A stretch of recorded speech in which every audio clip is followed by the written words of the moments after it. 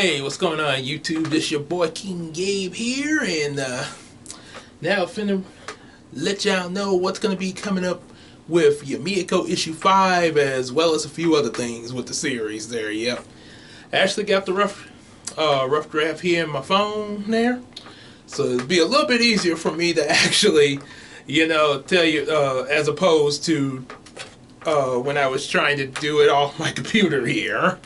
And as you can see, this is usually where I work when I'm on my computer uploading videos and stuff like that, usually on this table here. But I moved it down here because there's a couple of things I need to show you. Well, actually one thing that requires the use of the table, which is this guy here.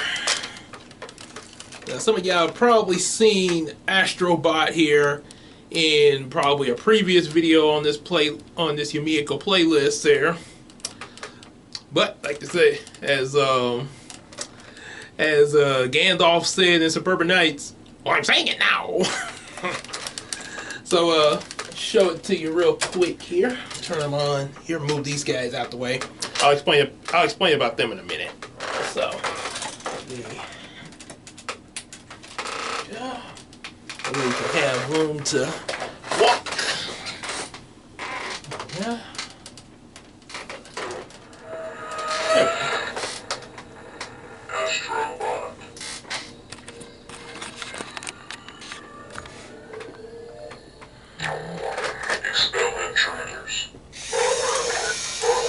Yeah, there we go.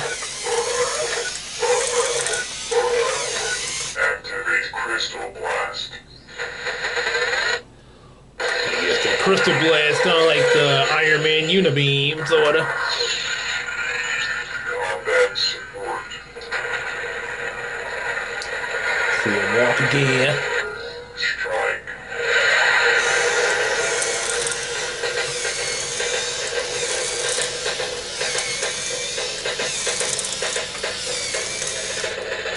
Now I'm gonna face him so y'all can see the lights there.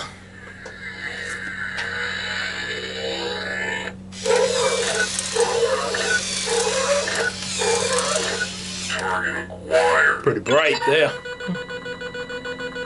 Eliminate.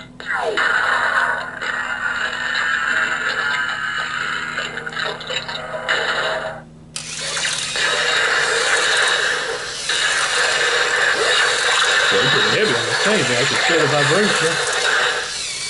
And so don't want to fall off the table. Target deactivated. Yeah, I gotta deactivate you right now. Hang on.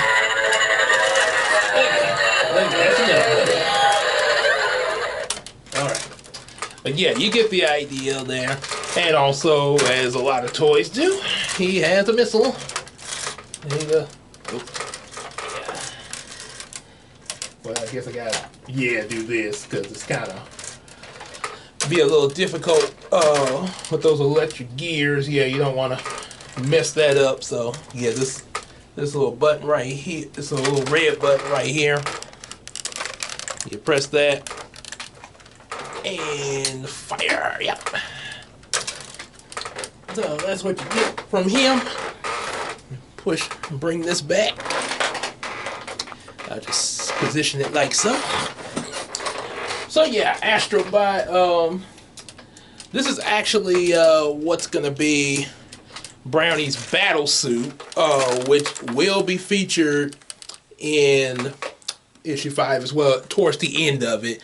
It'll be featured toward the end, carrying over into issue number 6. So, yep, we will be getting this, as I mentioned in the earlier video, for Brownie's battle suit. Yeah, at first it was going to be part of issue 1, but I felt that was a little too early to bring it in, so now it feels like the perfect time because of what's about to happen in issue 5.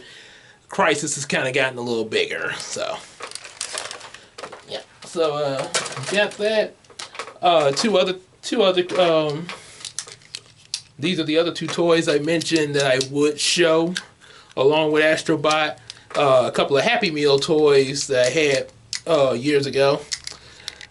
Say, I think they call it Land Shark, according to the packaging.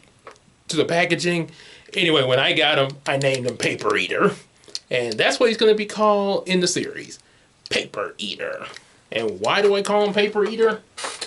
I'll show you why.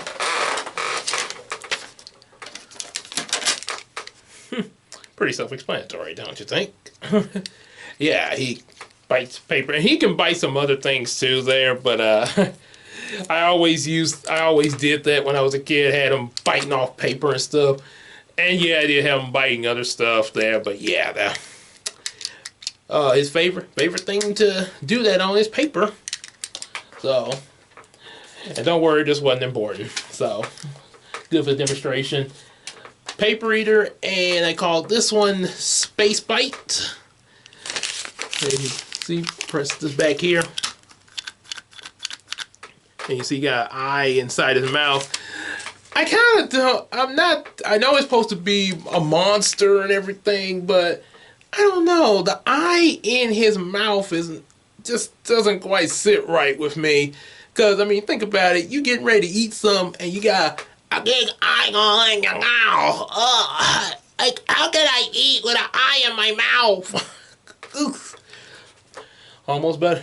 But, hey, it could be worse. Could be like the nightmare I had as a kid where I went to my mom's school in the nightmare and was looking for her and was like, "Excuse me, sir, have you seen my mom?" Janitor turns around, and instead of him having eyes up here, it was just empty sockets with with teeth where the eyes should be.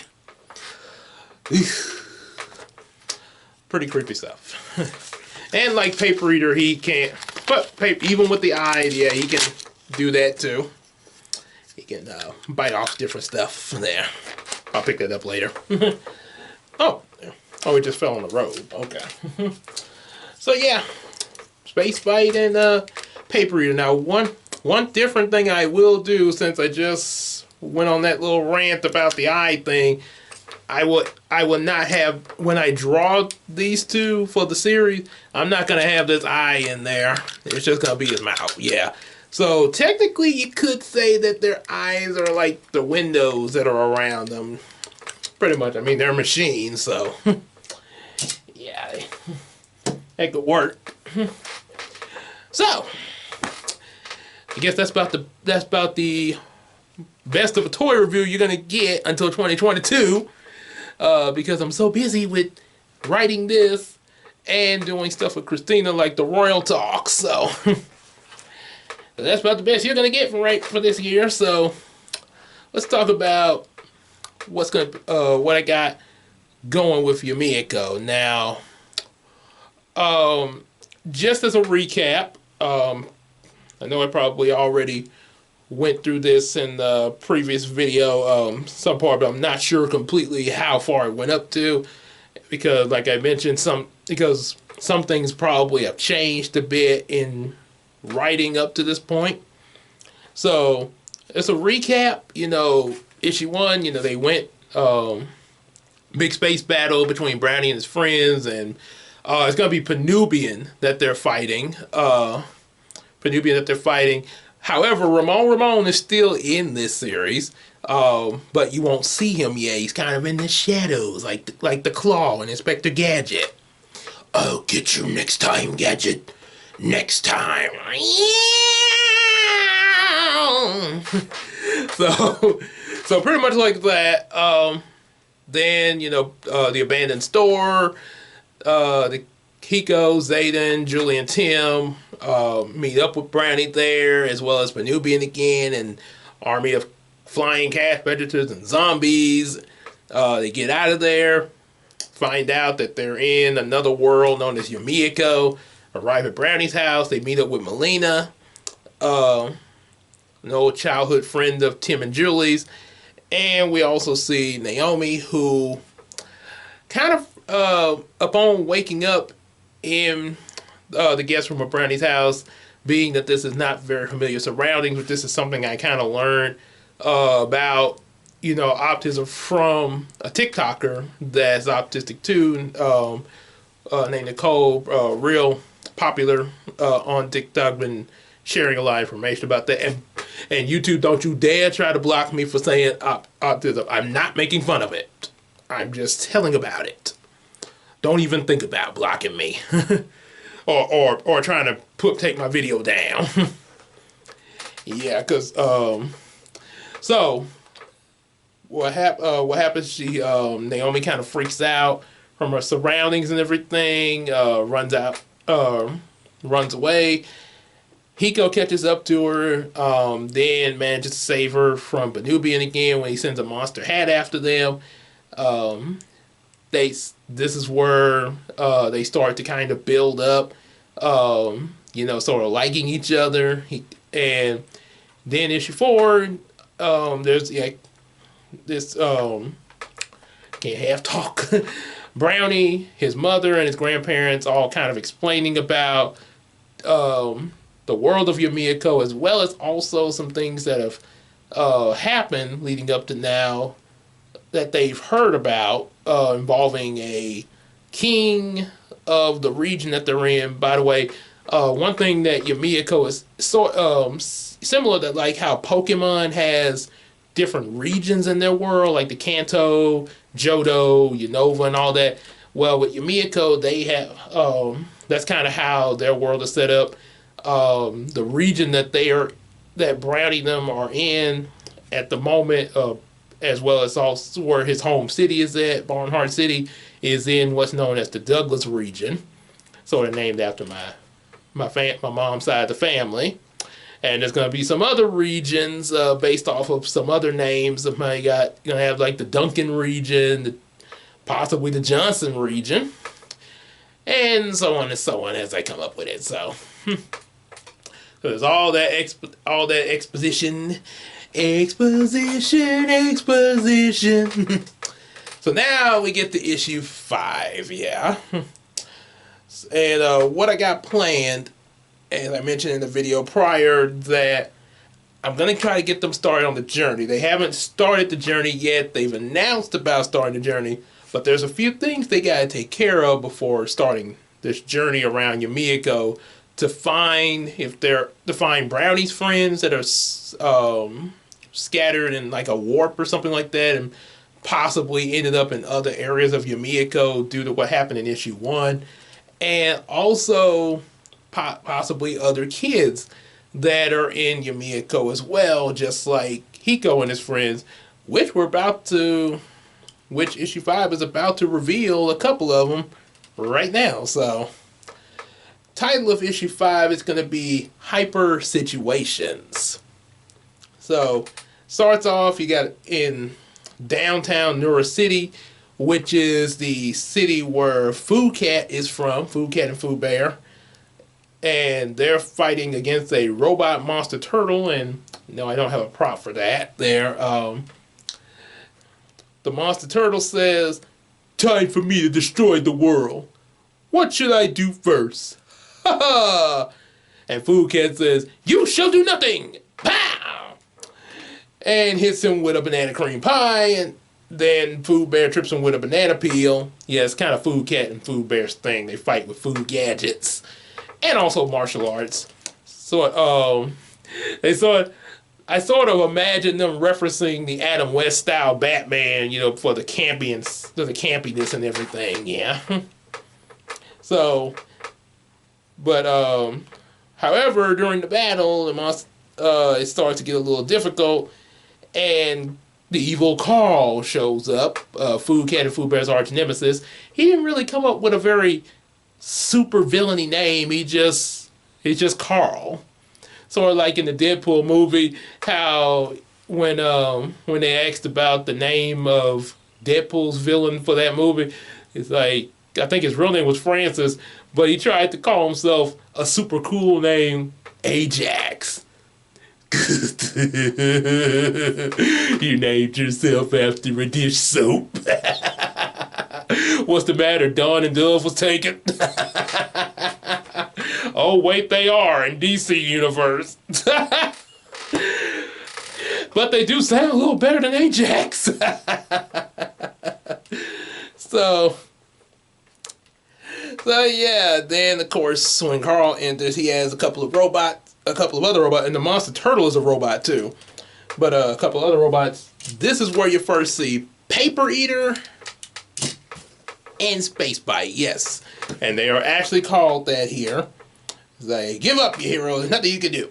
And fires a piano at Food Cat and Food Bear, everything turns to static. And it's revealed that Hiko and Zayden are playing a video game on Brownie's game console. I'm calling the game console here a Senseiya. So that way I won't get no copyright of using Nintendo or PlayStation or something like that there. One thing about that Food Cat and Food Bear scene fighting against the Monster Turtle, that actually is based off an old VHS tape that we still have here at the house. Super Gabe and Super Quintus, me and my friend Quintus, we were hanging out. We were hanging out back in the 7th grade, and what started out as us. We went from playing video games, and then we were doing a very wacky Star Wars adventure. Then we decided to be superheroes, so we threw on a couple of bath towels as capes and became Super Gabriel and Super Quintus. And what we were using for the Monster Turtle was actually a really big life-size Donatello plushie from the Ninja Turtles there. He didn't have his headband on there. I had it. I don't still have it now, but I remember I first got that plushie when I was 3 years old. So then he was kind of close to my height, somewhat there, 'cause I was like 3. But over time, I still had him when we was doing that video around 7th grade. But over time, I think I at some point took the headband off of him and ended up misplacing it there. So, and then plus it was a black and white camera, so yeah, you probably really wouldn't be able to tell that was a Ninja Turtle unless, and then you might possibly, if you look at the video, you might possibly could tell. But anyway, that's what we were using for the Monster Turtle. And that dialogue, time for me to destroy the world, what should I do first? Quintus was voicing the turtle off screen, and he actually said that line. What should I do first? Ha ha! And I said, you shall do nothing! Pow! And instead of a banana cream pie, we were punching and kicking the turtle around the living room. and just going, oh, he's got me, oh, get him off of me, oh, get off of me, fly high with me, Gabe. And I think we crashed into a couple of things, kind of playing around, but you know, boys will be boys. Because you actually would hear some stuff break on the video. I think stuff breaking, or at least us crashing into some stuff, like the coffee table, and I think the keyboard, which we didn't break the keyboard, but I think we crashed this little stand that was on the keyboard though. Like one boy here, and then another boy, super villain, bam. It's supposed to break.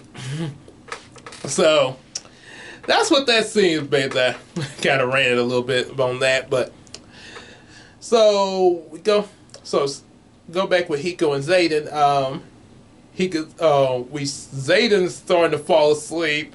Turns out what it is, it is the middle of the night and they're up playing this game. Hiko is hyped up ever since earlier that day in issue 4 where they were talking about starting this adventure.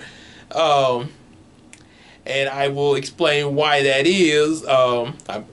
If you've seen the previous video, I may have said it there, but just in case, I will remind us here, just in case, just a little bit. But yeah, he's really hyped up, so hyped up that Hiko's not even sleepy. So, and he's even ranting about another game and stuff like that. So after that, we then Naomi shows up and decides to play the game with him there. And the next morning, before it continues over in Brownie's house, There's a brief scene transition introducing another kid that's here in Yumeko, Sakura Chu. Sakura arrives in Barnhart City and she notices her bow glowing. So yeah, she kind of has a magic bow and arrows there. Which I'll explain about that a little bit later. But she says it's time to find out the mysteries of this world for you, Baba. Taiwanese for father, of course. Yeah, she's Taiwanese there. And back at Brownie's house, Brian and Ruby, Brownie's grandparents, arrive in the kitchen, and they see Hiko trying to fix breakfast. Still hyped up. He has not gone to sleep yet. He's just so energized up. He's like, "Good morning," and they're like, "What do you think you're doing?" So and he's just talking super fast off the wall, and he tries to he even heats up some coffee for himself, which makes him even more hyped up. An 11-year-old drinking a cup of coffee now. Now, hear me out on this. When I was in elementary, and it is mentioned here, I actually I was introduced to coffee. But it was not straight, it wasn't just straight ground coffee. What it was, a few times, like, I would need an energy boost, something like that. So my mom actually prepared some, but she put milk in it there. So yeah, I did get a perk up, but not like if I had just drunk it straight there. Yeah, that would have been way too much. So yeah, but see, Hiko, being that mom didn't prepare this, and it's Hiko doing it himself, he decides he's gonna try it straight, and goes majorly off the wall. He's like, maybe I can speed up the breakfast preparation with some magic, and tries to, like, super breakfast preparation, go! And all of a sudden, everything just explodes. Well, no, not like kaboom, Michael Bay explosion, but you see all different breakfast food in a big mess all over the kitchen there. He's like, well, I just made a few mistakes, but I can fix it. Brownie gets a little upset about this. Like, you mean like a few years ago when you almost burnt the kitchen down, making your mom a Mother's Day cake? Hey, that was different. Or was it any different from the chicken you tried to prepare once? Oh, you had to bring that up. And the chocolate milk incident. Hey, I was little back then. Cut me a break. Oh, well, what's your excuse for messing up the kitchen? Well, excuse me for trying to be helpful. Until Brownie's mom has to come and kind of break them up there. So, several references in that argument. Brownie mentioned about the chocolate milk incident. That was actually back when I was in elementary. I think what it was, I wasn't supposed to open the chocolate powder. Or maybe it was supposed to be, if I wanted some, I had asked mom to get it so I wouldn't mess it up. And it turns out that's what ended up happening. I caught myself trying to make my own chocolate milk and spill chocolate powder all over the floor. Oh man, I was in such big trouble that day. And then the other incident earlier he mentioned was the baking a chocolate cake for Mother's Day.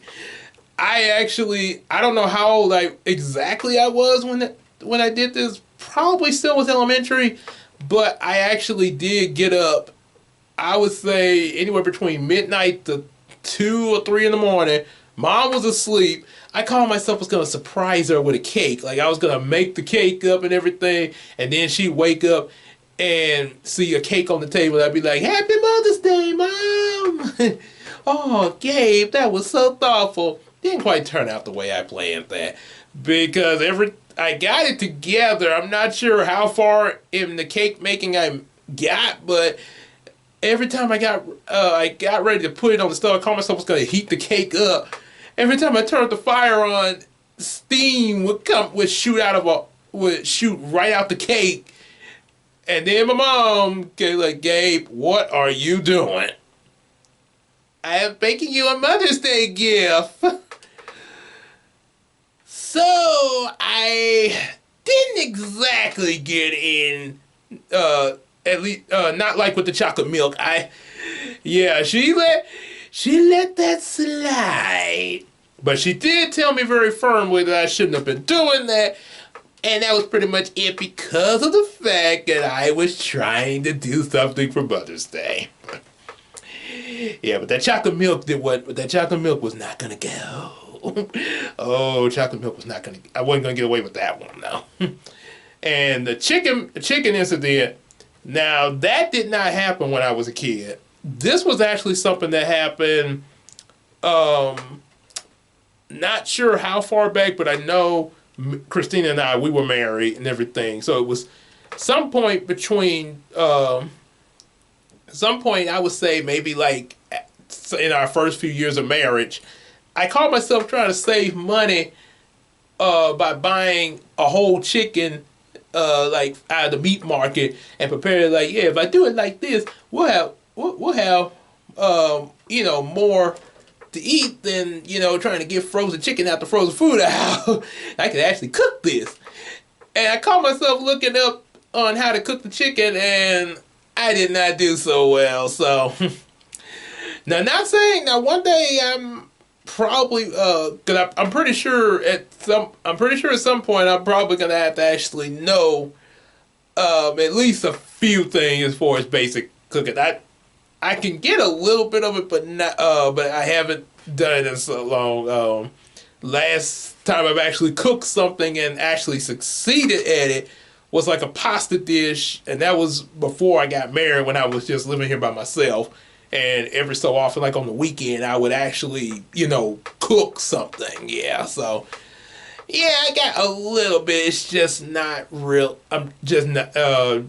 Don't expect me to be Mr. Food from News 12, though. I'm just saying. Yeah. So that's where that comes from. Quite a bit of references there. So. And also the argument, Brownie and Pico going back and forth with each other. This was actually another reference, and I gotta bring this up. I'm sorry, I gotta bring this up, but this back on my old channel, when we was doing Brownie reactions, when we did the reaction to Cat in the Hat, there was an argument between Brownie and CJ when she had got kidnapped, and Brownie was like, how'd you get yourself into this situation and drag me along with you? And they were going back and forth in an argument until Brownie said, maybe, maybe, well, I may not be your daddy, but you know what? I'm someone who cares about you and doesn't want to see you get killed. You care about me, Brownie? Yeah, so sort of a reference to that argument a little bit there. Just a little bit there, so. Yeah, so with that, so Penubian turns out he's been watching this through the window, and he says, well, it looks like Hiko losing control of his magical powers. Sounds like a great opportunity for me to destroy him and that little puppa along with their friends. I'll look into those video games, and Hiko's been playing to steal some creative ideas. So then we get another cutscene over in Elmer City. This is where we get another kid introduced that will show up later. The scene has some crooks in a getaway car, and all of a sudden they just robbed this grocery store, and all of a sudden a huge spirit energy dragon just comes out the sky and stops them, has them flying out of the car. Cops arrest the crooks and everything, and the dragon is shown flying back into this orb, which is placed back around the neck of a boy named Damon Carterton. And of course, he has a bit of a triumphant laugh, sort of like Seto Kaiba in Yu-Gi-Oh! Yep. So there's that scene. Then back in Barnhart, everybody goes out to a restaurant called Spring Rise for breakfast because, Hiko kind of messed things up in the kitchen. Sakura is actually in the restaurant observing them. And, of course, has some shades on. When you're incognito, you got to wear some shades. And sip a cup of tea. So, they discuss some things that they're going to... Brownie's grandparents, them, and they all discuss what they're going to do next. About getting the fire truck repaired, getting a communication and tracking device to help find Brownie's friends, as well as contact the kids' parents so they won't be worried. And also getting a bus for all them to travel in, because the fire truck can hold, unlike a regular fire truck in the real world, Brownie's fire truck can actually hold quite a few passengers, sort of like the equivalent of a minivan. But yeah, if you're going to be picking up some more kids and also some of Brownie's friends, yeah, you're going to need something bigger. So that's why they're getting a bus, which would be very significant for something way down the line. Probably not in the Yumeko series, but in another series, So, no spoilers on that, though, yet. So what happened... And also Violet mentions about giving the kids a tour around Barnhart while all this is going on. Then, of course, there's this scene between Hiko and Naomi where Hiko gets a little sensitive about it. When I actually put the copy together, yeah, you'll see the dialogue. But he gets a little sensitive, thinking about some things. And while him and Brownie are kind of talking in private, that all of a sudden, Paper Eater, Space Bite, and the Monster Turtle attack coming out of the game because Penubian has brought them out of the game, and they're on the rampage in the city, and that's when Brownie armors up in his battle suit, just like Astrobot here. Of course, there'll be a few different features, probably, a few different features or something like that. But yeah, this is pretty much like the base premise appearance there. So yeah, and that's where issue 5 says to be continued, just after Brownie's armored up and about to go into battle. Carries over into issue 6, where, everybody's evacuated and stuff like that. Big battle going on between Brownie and these 3 behemoths. Hiko tries to help out, and yeah, ends up kind of screwing up there, losing control of his magic powers because of him, pretty much like he did with Breakfast there, and a lot of it due to him being so hyped up. And what's revealed, give me just a second. What happened? How they get out of away from the trio of robotic monsters that's attacking. Sakura shows up to help with her magic bow, which has the spirit of a crimson tiger in it. And then the robots start to malfunction after she intervenes, and they just leave. Penubian's like, "Hey, get back here! I'll be back." And so they run off. So he runs off after the robots. Julie reveals that she has psychic powers, using them to calm Hiko down, calm his mind down and everything. And what the thing with it's that's sort of similar to how Raven and Teen Titans did when Robin was seeing Slade in his mind. He was hallucinating that he was seeing Slade, and it was kind of tearing Robin up mentally. And Raven, there was a scene she got inside Robin's mind, like, "Robin, show me what you see." And when she was in Robin's mind, looking through Robin's eyes, all of a sudden she saw Slade kicked Robin right in the face. Slade! Slade. I don't know if he's real, but he's real to Robin. Yep, so it's pretty much like similar to that there. Julie gets Hiko calmed down.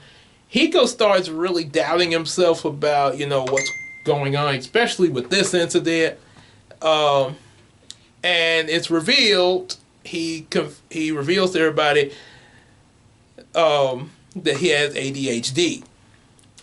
So, yeah, that's kind of part of it. And one thing I looked up with ADHD, and yes, I had ADHD growing up, and probably still got it now. Basically, ADD, but a lot of people, but I've heard from people that it's pretty much just the same as ADHD. That's just what they call it. There's no ADD. So anyway, but what happened?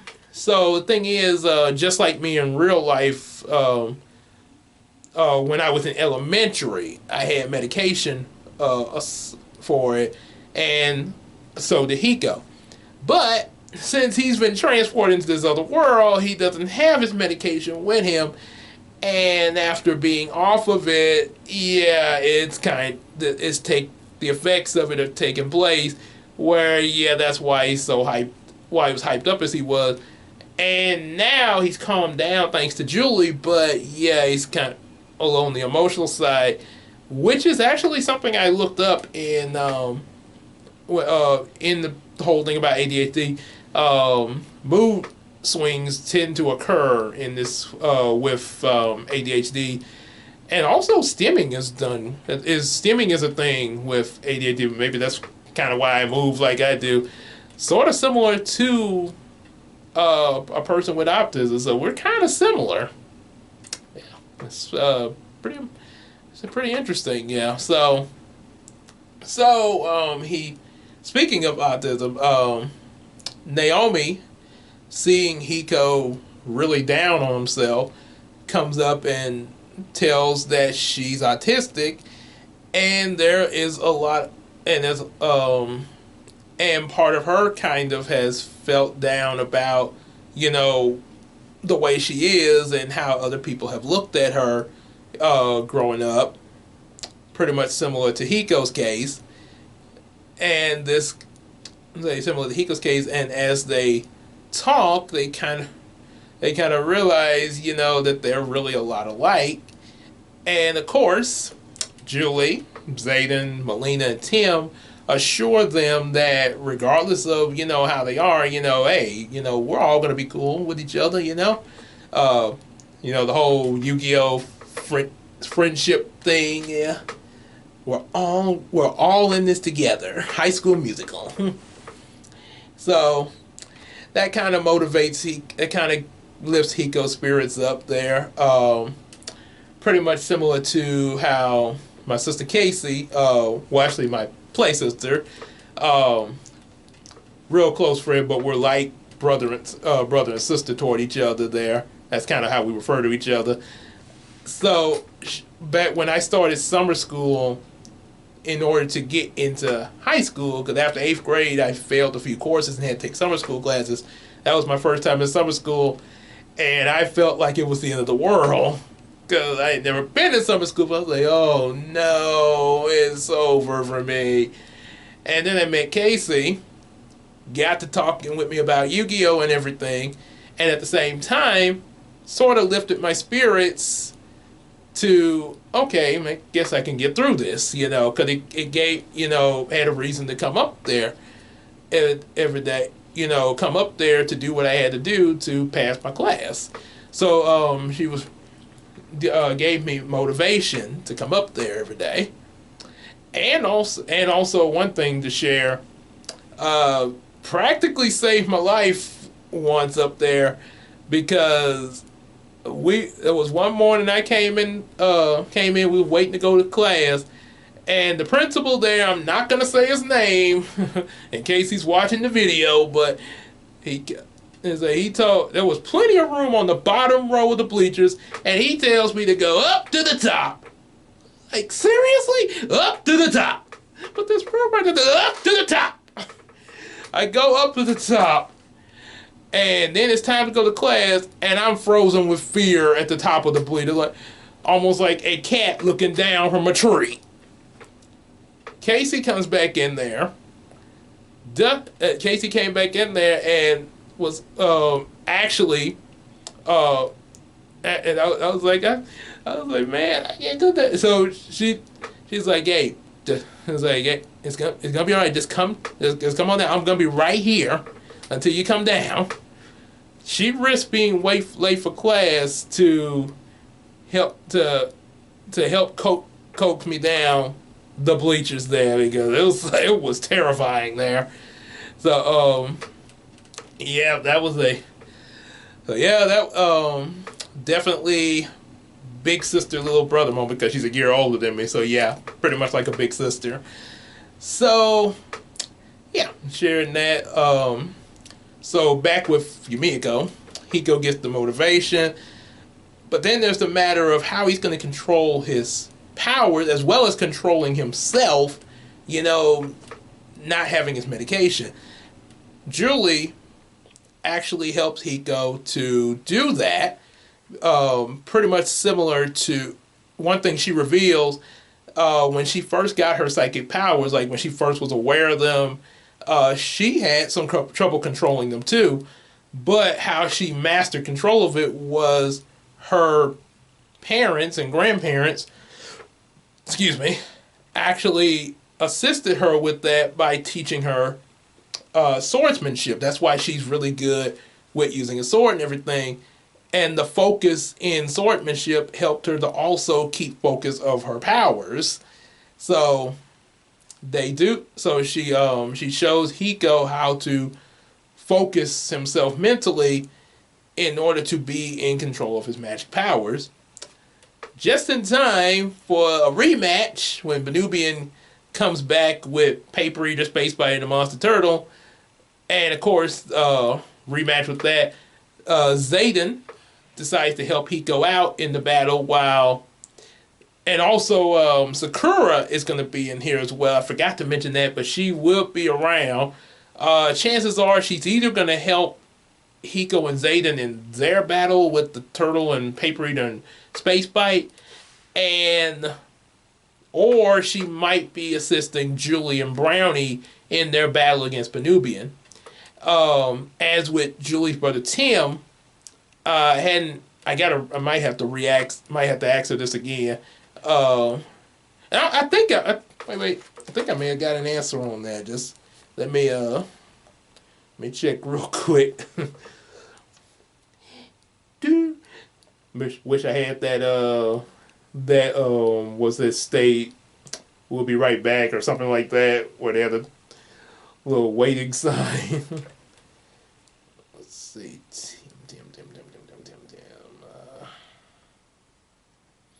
Okay, so okay, I have to ask her that again, but I do see why I asked her. And like I say, if had that for approval on doing this with the character, Tim being sort of a tech expert, where he is able to reprogram two of the robots, and the two that he that would be reprogrammed would be Paper Eater and Space Bite. He wouldn't be able to get to the Monster Turtle, so they got to take him out completely. But he does reprogram Paper Eater and Space Bite. But again, like I said, I gotta get approval if that'll be okay to do with Tim's character. Hopefully it does, and like I say, if so, then you'll find out. We'll get a confirmation when I write out issue 6 and 7 rough drafts. There, we'll have a confirmation then. So yeah, they get two of the robots reprogrammed. They obliterate the Monster Turtle, defeat Benubian, and now their journey gets ready to begin. Sakura decides to tag along with them because at the end of all this, Hiko ends up getting his Destiny Watch.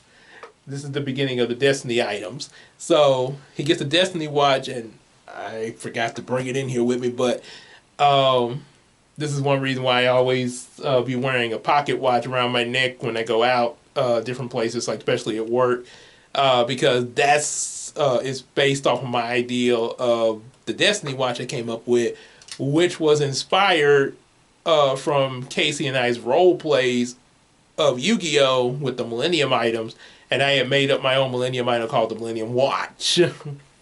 Yeah, I know they wouldn't have a modern day watch in ancient Egypt, but oh, I made it up. I did have I did technically have an idea where maybe when it was in ancient Egypt, it was called the Millennium Sundial, and then it changed into the modern day watch some kind of way. Anywho, but so it's called a Destiny Watch here. He get and it's Sakura's bow reacts to it, and that's why she tags along so she could find out, more about this. And so when they go to Elmer City, they meet up with Damon Cardison, and he's gonna have a brother, Darius. So they meet up with him, and turns out that orb that Damon had with the dragon inside of it, it's actually a Destiny item too. And also Sakura's bow is a Destiny item. So you got 3 Destiny items: the watch, the bow, and the orb. And Damon, when they get to Elmer City, he's going to want to challenge Hiko to see which one of them is the best as far as using magic as well as their Destiny items. Because the thing with Damon, he wants to be better than Hiko. Yeah, think of a kind of a more childish version of Kaiba and Yugi. When, like in especially like in the Yu-Gi-Oh movie, the only thing I want to hear from you is your anguished cry of defeat. For all the times you beat me in a duel and humiliated me. For all the times I should have been the champion and not you. You're going down, Yugi, and my blue-eyed ultimate dragon is gonna put you there. Pretty much like that. So yeah, that's it's gonna be. They're gonna have that. Not sure what else would happen over there, but that's as far as that I got there for at the beginning of the journey, meeting up with Damon, finding out about the Destiny items. I know after that they're all probably gonna get Brownie's friends eventually. Other characters like Taikari, which would become Hiko's sister. Julius, which eventually becomes a love interest for Julie, as Casey has planned. So yeah, got quite a bit planned coming there. But that's so far for leading up to the beginning of the journey. Yeah, that's what I pretty much got there. Issue 5 and the sort of a mental blueprint for 2 more issues. And hopefully start with Star Striker, which will probably have to be before introducing Damon, because introducing Damon will be when the journey will be at the start of the journey. So the point is to get them to that point of the start of the journey, then do some Star Striker, then go back where they're making their journey to Elmer City, and so on and so on. Yep, so that's pretty much what I got for all that. And also be sure you guys like what you hear in these videos and everything. Definitely like, subscribe, share with your friends. Also, don't forget to support us on Patreon, as well as buy some of our available comics. And we will see you in the next video, which will probably end up being the Royal Talk at some point, unless something else comes before. But I do know Royal Talk for Nutty Professor 2 is going to be coming up at some point this week, somewhere between, I would say, at least Thursday and the weekend coming up. So till then, see you later.